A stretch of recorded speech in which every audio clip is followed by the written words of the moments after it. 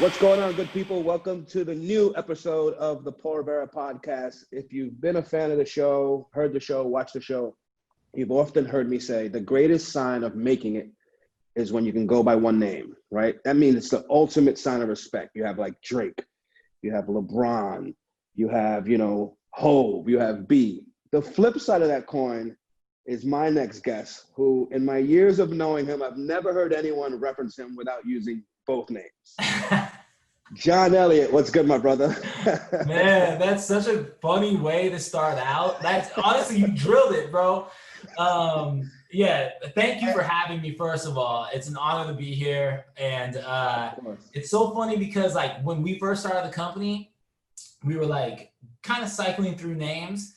And like I was driving through Hancock Park and it just hit me. And it was like so obvious that we have to name my full name. And it was just because my entire life, no one's ever called me. It would be like, who you with? It'd be like, yo, we're with Mike, we're with Dom, and John Elliott. And I was like, why is it my full name? 100%. I'm telling you, it could be LeBron, Farrah, Mav, Rich, our friend Cree. It could be anyone. They're like, oh, John Elliott, we're going to John Elliott's show. Or John Elliott. I was talking to John Elliott yesterday. I'm like, yo, he's never just John. He's never just like Jay Elliott. It's John Elliott. It's the ultimate sign of respect, man. So, yo, before we get into it, I have a bone to pick with you. Let's go. Whoever sends your emails, the John Elliott emails out, whether it's every day or week, deserves a raise. I hope they're watching this show. I get emails from all these brands every day, and I'm like, it's COVID, it's a pandemic. Who's going out? Who's getting dressed? And as I'm saying that, while I'm thinking this, I've already opened your email and I'm like, cheetah print hoop shorts? I need these. Let me get them real quick before my size is gone. Like, you guys have done a phenomenal job, man. Whoever handles that on your team is incredible, man. I don't know if you've ever gotten that feedback before. No, I can tell you that I really appreciate that. And the cool thing is that the team is tight. Like we the four dudes who started the brand together, like we basically all grew up together, and we're all like, we're all still in it, and we're a tight knit unit. And I appreciate that. That means that's great feedback, and my guy Mike will definitely enjoy hearing that. So John, let's go back. Let's go early age. Let's go. We were just talking about before we started the show, my 15-year-old son Jordan. Let's go back to 15-year-old John Elliott. What were you into? What were you doing at 15? Man, I was at 15. I was hooping. I was like trying to take hoops as seriously as I possibly could. I was at that time I was playing on an AAU team, Oakland Rebels, and I was skateboarding. And yeah, I was a freshman in high school, freshman or sophomore. Yeah. And just trying to make varsity. That was like my whole thing. Was the high school I went to had won state championship a couple times. And it was like we went to that high school because of the hoop culture. And man, I was just like really kind of enthralled by skateboarding, Bay Area music. Like the Bay Area rap scene back then was very much like a insular scene that was independent, and it could support itself. So like there were artists that could literally like sell their records to I think like shops in like the local area, like mom and pop shops. Exactly. Yeah. So you could go to certain shops and like you could find like the New Mac Mall or like the New Mac Dre that was like a mixtape that featured like a bunch of new cats from Richmond or from Hunters Point or from like Sacramento or of course from Vallejo. So it was just an informative time where like, I think the fact that I was skating and like I kind of like grew up in skate culture, but was also hooping at like a decent level, like in the sense that I was probably the 15th man on a really good team, but kind of was like there to be like a good kid and like provide like, just like a cultural reference in terms of like, just I brought something different to the team, and plus I could stick a wide open three. There's a lot of teams today that could use you. There's a lot of teams today that could use. If I was like, 5 inches taller, then yeah, I could have actually got some real run. But like a 5'10" point guard playing with, serious cats who were like going on their way to UCLA and stuff. I never sniffed the court, but it was just cool to like have that exposure, to be able to kind of like travel around the West Coast and then travel around the country a little bit, go to nationals, and just like have like open my aperture wider than just even my hometown, but still like also like have the ability to like understand what was happening in San Francisco and skate culture, because like that was like the mecca of skate culture. So yeah, man, I look back on those times like through rose-colored glasses. It was like a duality. It was like hooping and skating. That was my life. Yeah. That's dope. Perfect transition. I was going to ask you, I'm older than you, but those seem like two different worlds, at least when I was in high school 200 years ago, of like, you had skaters and ball players and they weren't, in the same circles or whatnot. Did that influence your style at all eventually? Like just, skate culture, basketball, athletics? How big a role did that play? 100%. I mean, like it's pretty well documented that like the first time I sent designs to Nike was when I was 8.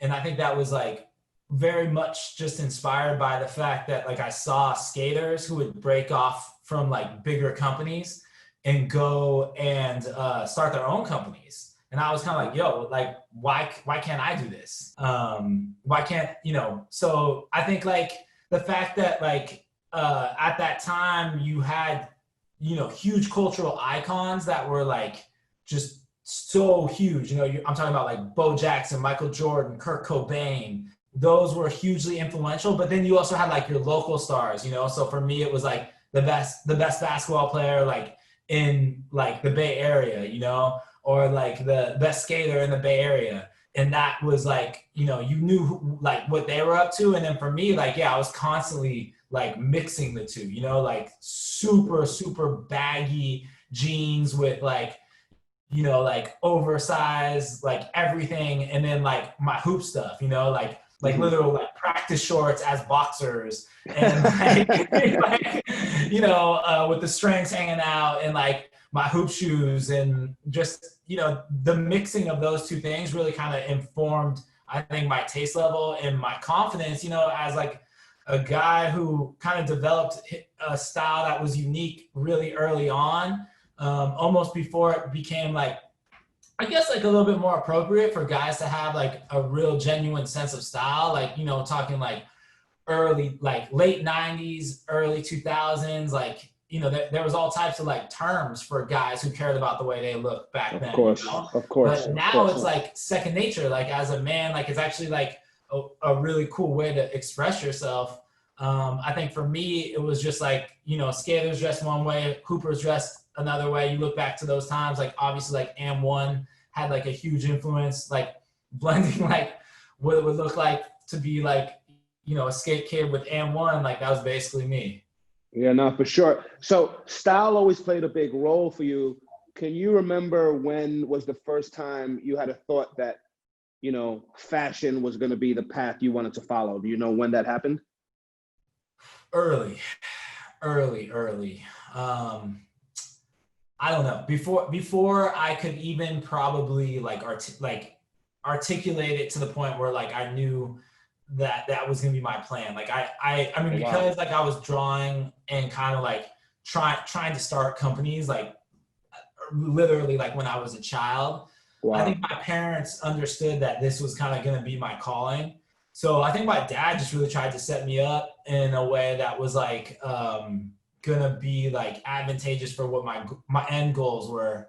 So like there was a shop on Haight Street that when I was in high school, I would constantly like go to, almost like take a pilgrimage to shop at, but I couldn't barely afford anything.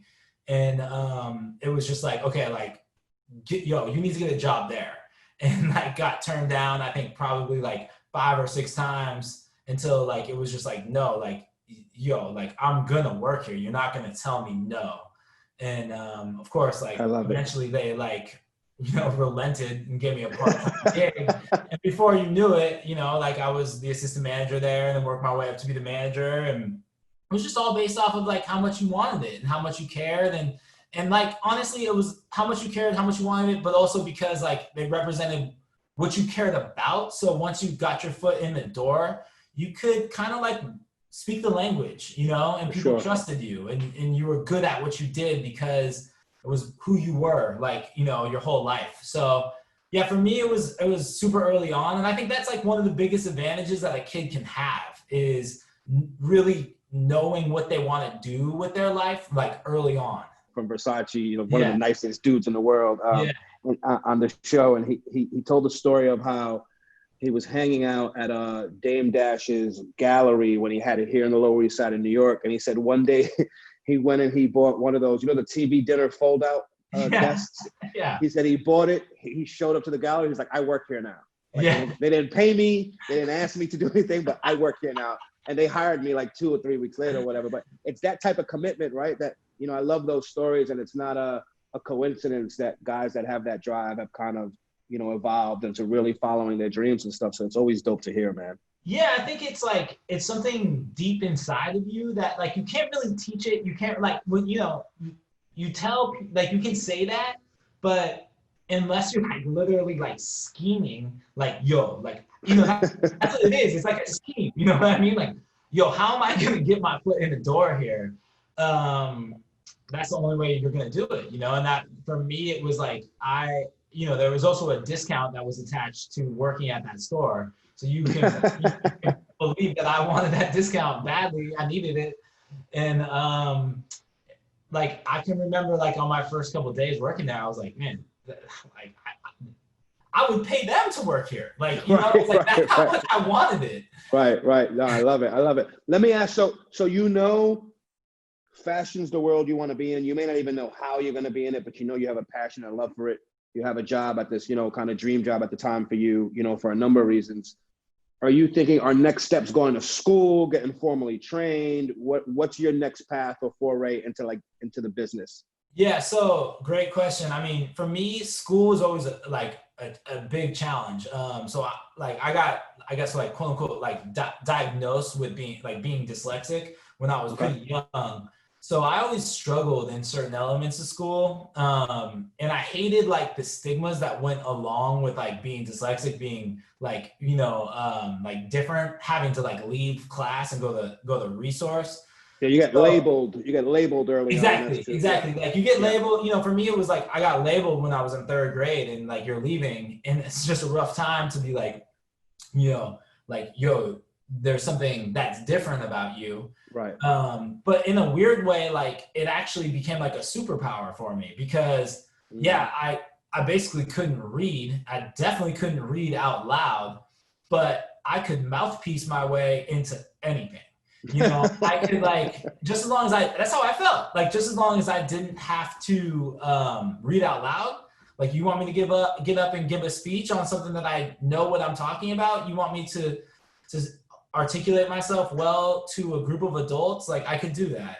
So, you know, I think like it ended up kind of being like giving me confidence that like I didn't necessarily need school to accomplish what I felt like was my dream. And then I also, you know, growing up in San Francisco in the early and mid 90s, during the period in which like San Francisco was the mecca for skateboarding, I saw like a ton of kids who were like, you know, a generation above me, start their own companies with no formal training and make money, open up their own stores, you know, control their own destiny. And to me, that was the dream. So, you know, you layer in the fact that I struggled with school and I like saw people doing it themselves. It was like, boom, to a hard-headed young kid, it was like, I don't need school. So it was more about experience and relationships and trying to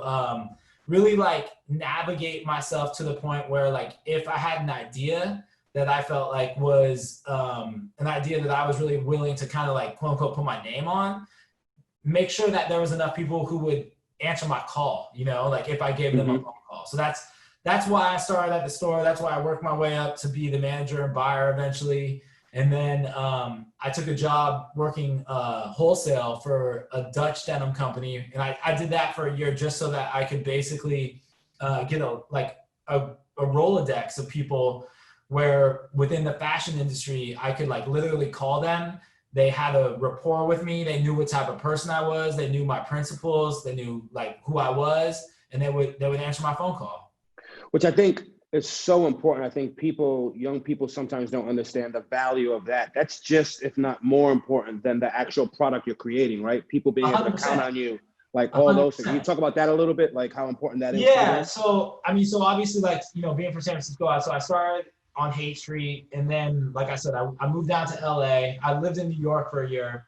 Then I moved down to LA and I took a job doing wholesale. And like, it was really the behind the curtain idea there was like, if I work in wholesale and I develop these relationships with potential accounts for when I start my own brand, they would know me, they would trust me, I would have a personal relationship with me. Because having had my own store, there were so many people who were coming through who like I didn't know from Steve on the street. And it didn't really matter if they had an idea that was like close to being good or not good. They weren't going to get really considered because we didn't know if investing in this brand would actually come to fruition. So you don't want to like give dollars to something that's unproven when you can kind of give it to something that's already working if you don't have a track record with that person. So I saw that like when I was working in the store that, okay, like it's kind of like, you know, it's a club. Like if you know this person, you're far more likely to give them a chance. So Absolutely. I needed to figure out a way in which I could expand the amount of relationships that I had, so that when I finally dove in and started my own thing, when I called people, they would answer the phone call and be like, yeah, okay, let's see what you got. Love it. You know, I always, you know, half kid about like, we live in the Instagram generation where everyone only sees like when the bottles of champagne are being popped. No one sees like the hard work. You know, everyone now can see like what a successful brand you have and all the great things you've achieved. You know, can you give me can you take me down memory lane a little bit? What was like year one of the John Elliott brand? Like, what was that like? Oof, man, I mean, you know, it started before like I would say it was extremely difficult, you know, and the sacrifice that you have to like go through in order to do something like this is, it's real. You know, I'm a bit removed from it now because I'm 10 years close. Well, I'm 9.5 years in. I'm about to hit 10 years. Wow. Which I'm super proud of. You know, it takes grit. But like, I was talking to a homie who used to work for me, who's starting his own thing, and he's now a couple months in. He's starting to hit the wall a little bit of like resources and just like everything that you can run into when you kind of go out on your own. And I was talking him through it, and I was also thinking back to like the sacrifices that I had to make, and it was extreme. It was beyond difficult, you know. So I basically I moved to LA, and in order to start the brand, my business partner Aaron Levy, I hit him up and was like, hey, can I stay with you for, at that time I was thinking it would be like 2 weeks while I looked for an apartment. And he was like, yeah, of course. You know, we used to like party in the city. And he's my guy. Like, you know, we grew up together. He was my tutor when I was a child, like one of my closest friends. So we started talking, and I kind of like told him like really what I wanted to do, my theory on menswear, how I want to dress, how I want to build a uniform, you know, how I'd go about it being American made and unbranded. He was like, yo, let's do this. Wow. And I was like, okay. And like just even that conversation that early on was incredibly inspiring, but at the same time, it also meant that I was going to be sleeping on his floor for about 1.5 years. Wow. So that's what I did, man. At first, I started off on his couch. He kicked me off the couch after a while, and I ended up on the floor on like a fold out. And I was just banking every single check. You know, I was 27 years old, and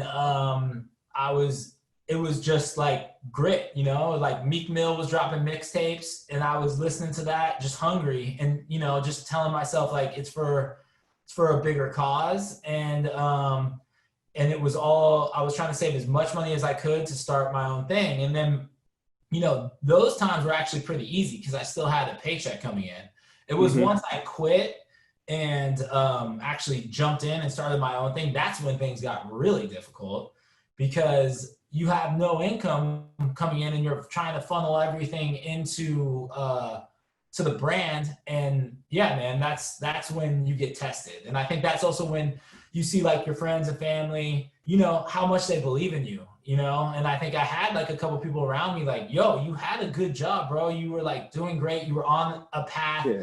What are you thinking? What are you thinking? Exactly. Yeah. Like, you know, you're getting wedding invites and you can't go to certain things, and you're really having to like take steps backwards when a lot of people are progressing, and you're just having to remind yourself that it's, you believe in your vision, and you just have to stay committed. But those years, probably from like 27 to 29, those were the most difficult years financially that I've ever gone through. But it was for a vision that I believed in. And I look back on it now, again, like through rose-colored glasses. You know, you survive, you adapt, you find artful ways to make it, and you hustle.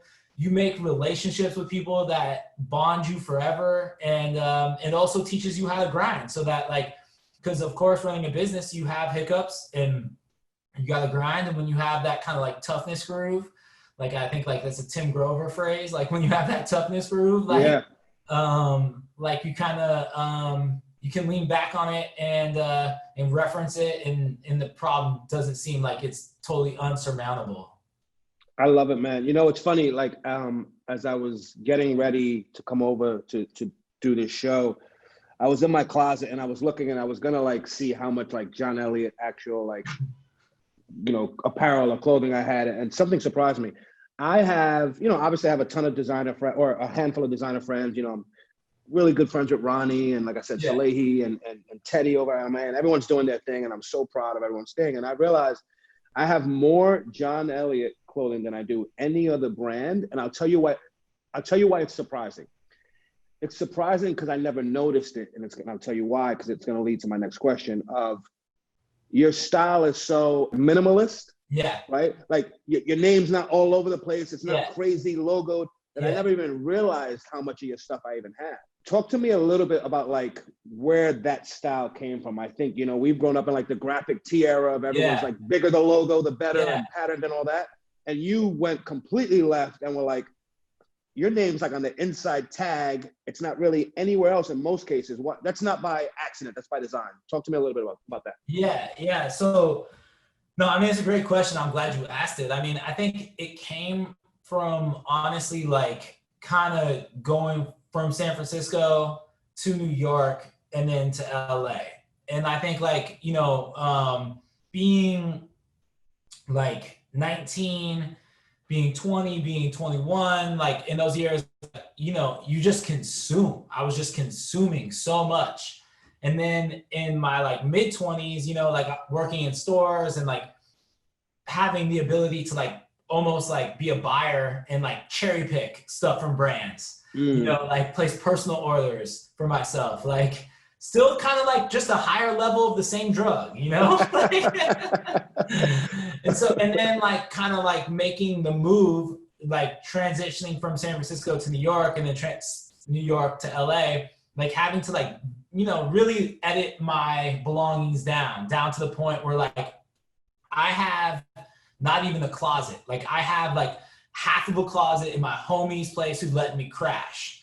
Like, what do I need? Like, what do I need, and how can I like still compete? You know, how can I still outdress dudes? How can I be super intentional with the way that I dress and what I invest in and what's important to me in terms of principles that like give me an advantage over anybody in any situation, and like really have that laser focus. It was just gradual, you know. It was like, it went from like this kind of like maximalist, like buy, and then just like editing it down, and then being curious along the way, you know, like learning about product, learning about how product like breaks in, you know. Obviously like 2008 had something to do with that, you know, like going through that financial crisis and having to like kind of see how people's behaviors changed a little bit, being like basically at that time, like almost like a store owner.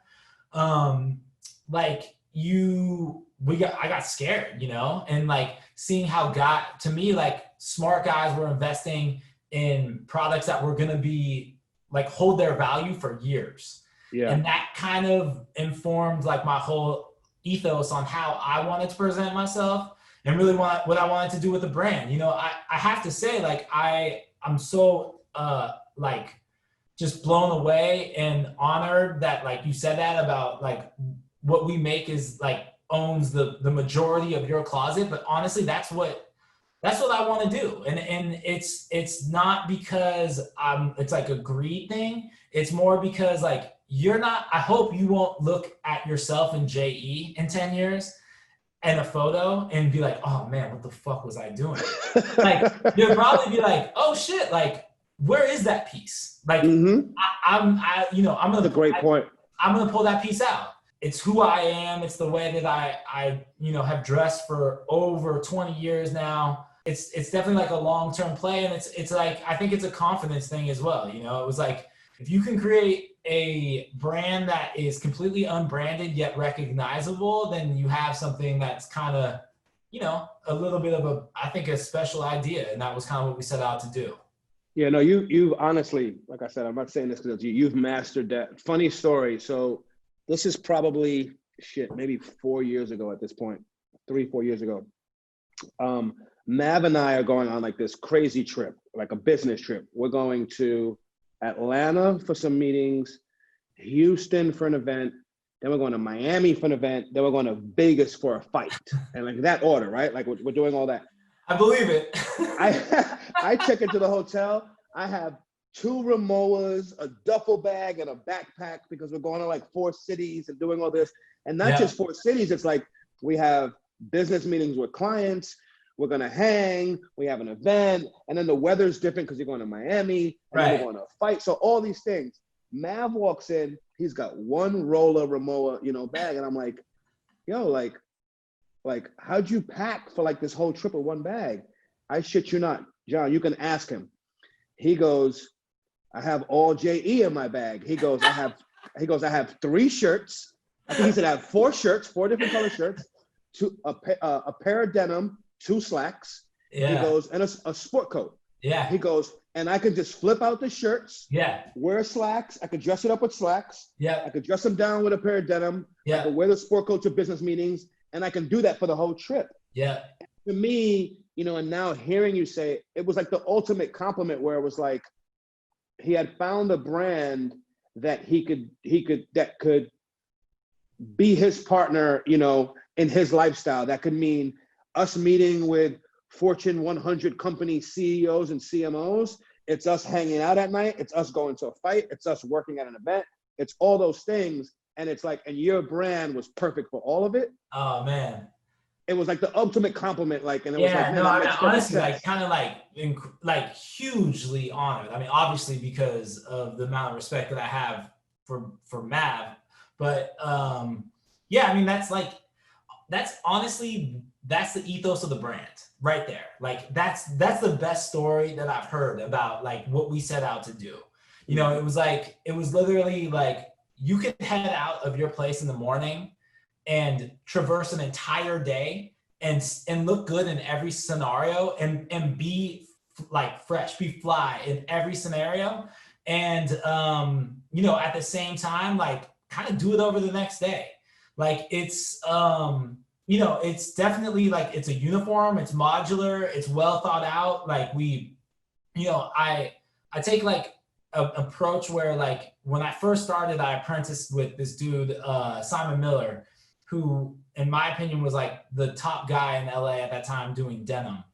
And so like, I take like a denim approach to like most of what I do, meaning that like, I'm thinking about how materials will like wear over time. And I'm thinking about how certain dyes will fade over time. I'm thinking about how certain fits, will like wear over time.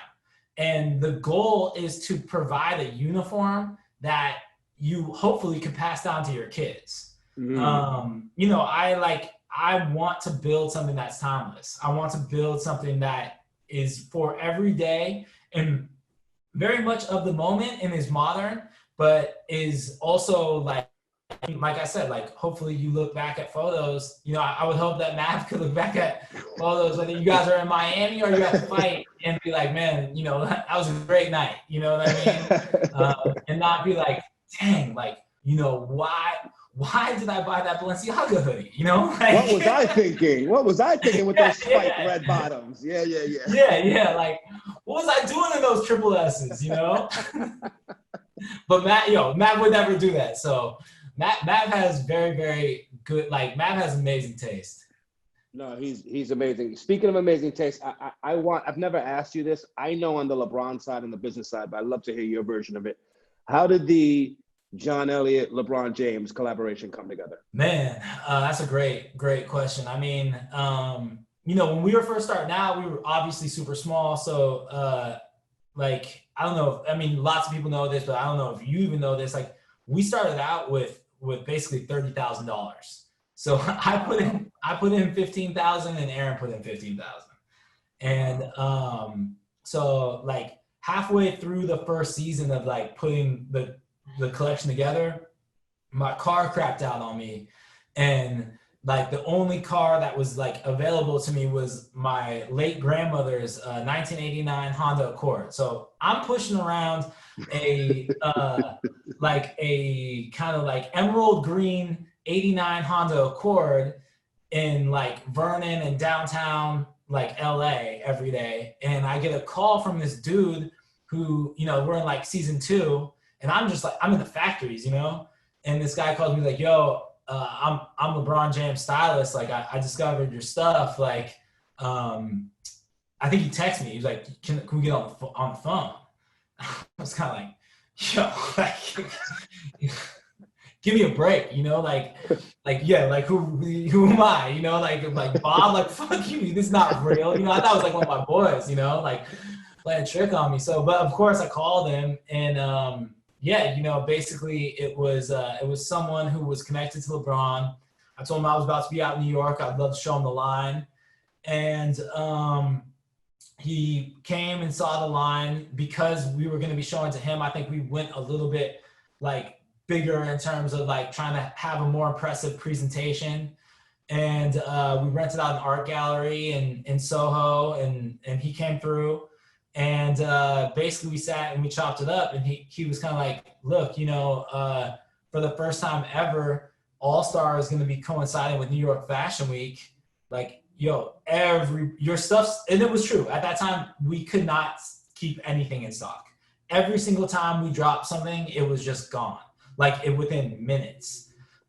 He was like, you know, would you guys consider maybe doing a fashion show? And maybe at that time, like, you know, we could consider getting LeBron's on the runway. And that was really the beginning of it. And I flew out to Cleveland and met up with Mav. And once I met Mav, it was kind of like we were speaking the same language, had like very much like the same mindset, a lot of the same cultural references.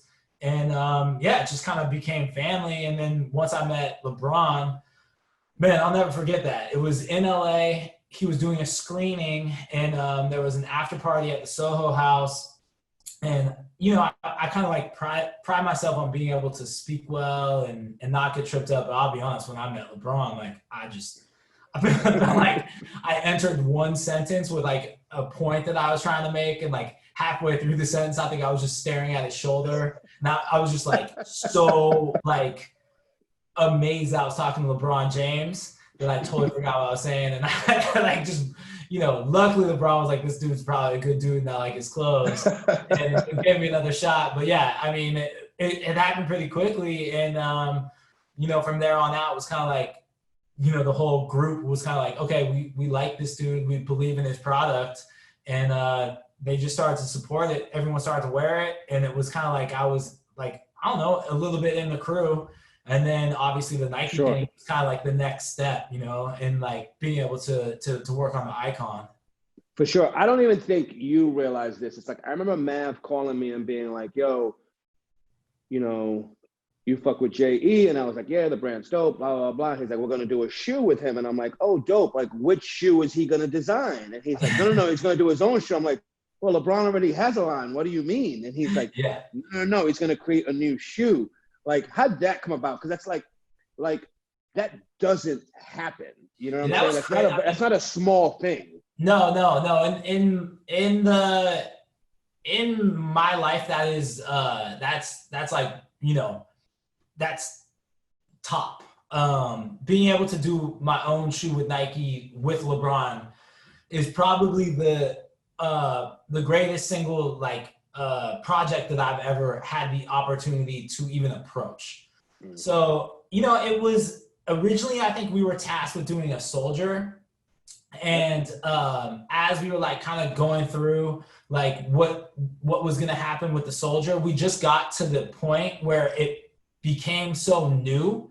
And I think that was really like that was what LeBron wanted. You know, he wanted something new. I think he wanted to have something that was like left and was fresh.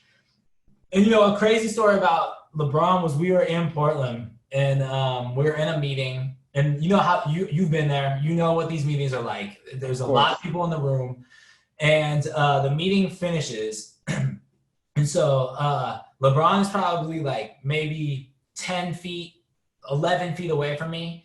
And it's just pure chaos, you know, like everybody's broken off. And, and Rich starts talking to me and he starts telling me like his ideas of what the project should be like. And LeBron is literally, he's dealing with like an executive at Nike, and then there's two people handing him basketballs, and he's just signing a basketball. He signed a basketball, he puts it down. He signs another basketball, puts it down. Signs another basketball, puts it down. He's just going, and he's also talking to an executive, like having a conversation, okay? Yes. And so I'm talking to Rich, and I'm like, but Rich, that's what you want me to do? LeBron was like, I'm not even kidding. He's like 12 to 15 feet away. And he's like, he yells at me. He's like, that's exactly what we want you to do. And I told that story to Mav, and Mav was like, yo, yeah, obviously. He's like, that's why he's such an amazing passer. Yeah, he misses nothing. It was like, I was just a mind-blowing experience that he could like, you know, understand the amount that was going on. But basically it was clear that he wanted something new. And so in order for us to kind of like get to somewhere new, we had to like kind of, you know, go from scratch. So yeah, it was just, you know, my goal with that was like kind of similar to like the line. I wanted it to be modular, meaning that like you could wear it with like, you know, you could almost like tie the sock into the shoe and have it like work in several different ways. And then also not really be categorized. You know, I wanted it to like not necessarily feel like a hoop shoe, but not necessarily feel like a running shoe, not feel like a cross trainer. I wanted it to kind of be like in this zone that you couldn't like put a finger on it and say like, oh, it's this, you know? And I remember when we presented it to the room was super divided, you know? Like some people- Which is a great sign. Yes, yeah. Some people absolutely loved it. And other people were like, just hated it. And, you know, I think that was exactly what I wanted to do. I wanted to put people to a decision. And like, you know, if you understood what the concept was, it was like, oh man, this is new. And when LeBron saw it, I'll never forget, man, like there was all this kind of chatter in the room, and he stood up and he like put his leg over the chair and he held it up and he was like, I walk into whatever it was, like I walk into 30 arenas every year.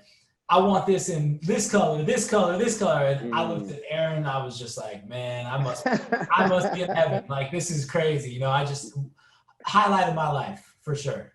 I will say that shoe brought me so much joy in terms of it, the shoe just being a dope shoe and really a reflection of just like our lifestyle and what we live and what we were talking about earlier. I can wear that to a board meeting. I could wear that to the club. I could wear that to Wally's to drink some wine. I could wear that courtside at Staples. Exactly. It plays well in all of those. But I will be honest with you, J.E., that shoe also caused me great stress in that every female friend I have, you know where I'm going with this, called me as if like I created the shoe. I'm like, the Right. shoe says John Elliott and LeBron James. It doesn't say PR or Paul Rivera on it. Yeah. The no women's sizes. I know. Shout out to Farrah. Yeah. Shout out to Chelsea.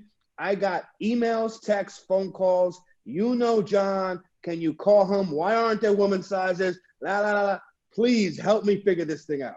Man, I'll be honest, like that was definitely one of like the things, and you know, yeah, that was a miss for sure, and that was something that and if you remember, I texted you. I was like, "Yo, you're killing me with the no women's sizes." Like, I know. I mean, especially when the fuchsia color drops, like it was like, yes. you know, like it, yes. You know, it definitely didn't totally like line up. So, you know, it was. Look, I absolutely like. Can't say enough about working with Nike and like the people that I've had the opportunity to work with Nike and just like honestly being able to tap into their innovation and see how they work. You know, like, look, we'll be better next time, right? For sure. John, before I let you get out of here, you know, a large portion of like our listeners are, you know, young entrepreneurs trying to kind of get over the hump, you know, like you said, like, you know, or living on the couch or trying to figure it out. Any advice you could give them, you know, it's a funny time, right? It's like with Instagram and all the resources at young people's disposal, they've never felt closer, but at times when you feel so close, you also can feel really far from like the dream. Yeah. Any advice you could give like young designers, young people trying to get like their brand to pop off, like to figure it out? I think, you know, for me, I think like the mass and the where trend is at, where where like you see what you see on Instagram, that's not, in my opinion, that's not the path. You know, that's not something to be enamored by. That's not something to chase. I think it's absolutely fine to be aware of it, but I think like what will lead you to a much healthier place where you will have more opportunities is to really craft like your own sense of individuality. And I think like in this time, especially through COVID, like I think a lot of people have had, I hope, the opportunity to like examine themselves, you know? We've all had a lot of time like alone and with our own thoughts. And like, I would love to see if people can examine their purchasing like history and look at their closets and really think about what their principles are and examine those with depth and dive into that. Like chase your curiosities that are your curiosities. The fashion world needs like ideas that are new, that are individual, and that are like really kind of, you know, honestly strange. And each one of us is unique because like that's who we are. And I think embracing that uniqueness is a far more advantageous, a far more successful route than trying to do what other people are doing. You know, I can tell you that like after doing it, it's hard, you know, it takes grit, it takes a huge belief in yourself, it takes a really strong support system. But like, if you are incredibly passionate about it and you're willing to do anything in order to make it happen, then my advice would be like, block out the noise, get off your phone, like really sit down with a pen and a paper and just challenge yourself to think about how to solve your own problems. What the fuck keeps you up at night? What bothers you? Like, what do you not have? And sit down and go on that pen and paper until you start to like feel like, okay, like this is something that I would want to share with my friends. Like, I think this is an idea that is, you know, potentially interesting, you know, and there's a fear associated with that. You know, I remember when I was first starting John Elliott, I used to ride a fixed gear bike around San Francisco. And I always wanted a crew neck sweatshirt but I wanted a crew neck sweatshirt with a pouch so I could put my phone, my keys, but I didn't want a kangaroo pouch on a crew neck because I felt like that was super young, you know, like you look like a child. Right. So I sat there and I was actually watching YouTube videos of Joe Montana. because I'm from the Bay Area, and I was watching just like to be inspired. And I saw a video of him getting sacked in like the maybe 1988 like NFC Championship game at Candlestick Park, and the dude just gets destroyed. And he picks himself up off the turf, and his jersey's untucked, and he has his hand warmer, and his jersey's out over his hand warmer. He's got an asymmetrical jersey on. And he puts his hands underneath his jersey, and it was like the light bulb went off for me. Wow. And it was like, okay, that's a big idea. And I sat there and I started to sketch the crew neck that I'd always wanted when like I've been skating and riding a fixed gear around San Francisco, but just put the kangaroo pocket on the inside with two, side zippers that went up 9 inches. And it was like this new idea, the villain, right? Which has been around for 10 years and is our best-selling product ever. And so I went and I got it developed. And I remember the people who I got it developed with, they were kind of like, this is strange. This is dumb. Exactly. What the fuck is this? And who's going to want this? It's going to cost so much money. This is crazy. Hey kid, I'll take your money, but this is dumb. Exactly. Yeah, exactly. And so I remember having the guts to finally wear it myself. So I was going to meet a homie at a bar, and I wore it. And my boy was a little bit late. I was sitting at the bar, and we're just like kind of catching up. And he like kind of turns. He's like, "Yo, who is this?" I'm like, this is me. And he was like, "Oh, dog." He's like, "Dog." He's like, "Yo." He's like, "Bro, that's like $1 million idea right there." And I was like, "Yo, check this out." And I unzipped it and I showed him the pocket on the inside. And he's like, "Oh." And, it was like that moment I like knew. I was like, okay, yeah, this is a big idea. And it was purely coming from a place of like, okay, I've always wanted this. It doesn't exist. How do I create it? And I think, I took the same approach with denim.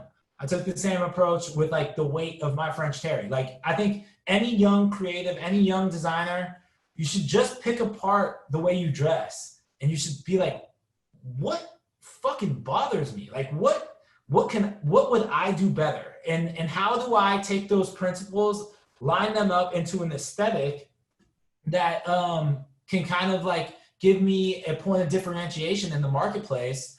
And then, hopefully you have, like we were talking about earlier, you have the ability to get it out there in a way that people will look at your ideas. Because that's the biggest shame, is like if you do have great ideas and you're not able to get them out there. So that's a whole other problem that you need to try to approach. It's not easy, but like, I'm living proof. It's possible.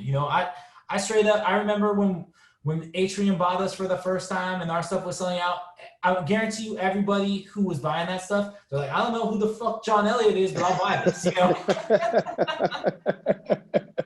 I love it, man. I love it. John, last question before we get out of here. What are you excited about for your brand coming forward? Obviously, we're living in unprecedented times, and, what should people be on the lookout for? What are you excited for that's coming up next for the John Elliott brand? Man, honestly, what I'm most excited about right now is just like us finding our voice, I think within like who we are. Like, I think obviously 2020, I had a feeling that this year was going to be a challenging year, but I didn't expect that it would empower me and give me like, maybe like a little bit more of like a sense of confidence in like using my voice and using my platform to try to do good. On December 4th of 2019, my wife gave birth to a little girl, to my first daughter. And that definitely, like, I think put a lot of things into perspective for me.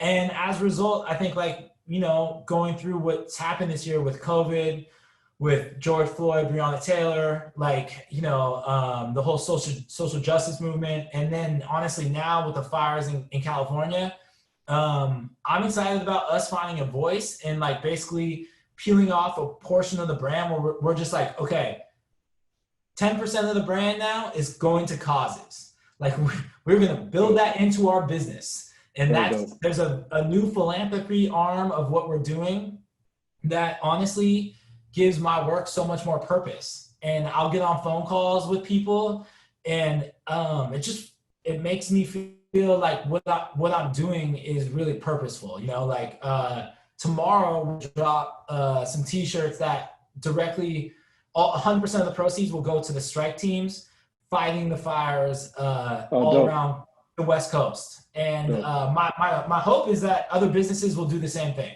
You know, my homie that I grew up with is he's a captain of a fire department in the North Bay, and he is leading a strike team right now. And he's been deployed for 19 straight days fighting a fire, you know, and hasn't seen his family. Take 24-hour shifts. They fight the fire for 24 hours and they're off for 24 hours. And I was like, what do you guys need? He's like, you know, honestly, man, what we need is food.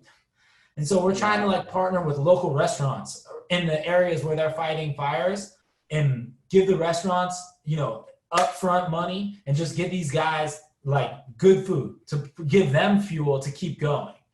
And, you know, this type of stuff is what really makes the work so much more exciting to me. Is like when we're able to identify causes, whether it's what we also have done with UCLA for COVID-19, we raised, you know, close to $175,000 for UCLA Health, donated a ventilator, you know, provided meals to the nursing staff. And then what we did for the Black Lives Matter movement within Los Angeles, you know, the Fair Fight movement, which is basically like equal voting rights initiative, where we raised $75,000 for those two initiatives. And then now what we're doing for the fires in California, it just makes the work that much more purposeful. And when you're sitting there and you kind of feel like, man, you know, my peers are doing this, or, you know, I see this person doing that on Instagram. It's like, man, fuck that. Like, yo, let's go. Like, you know,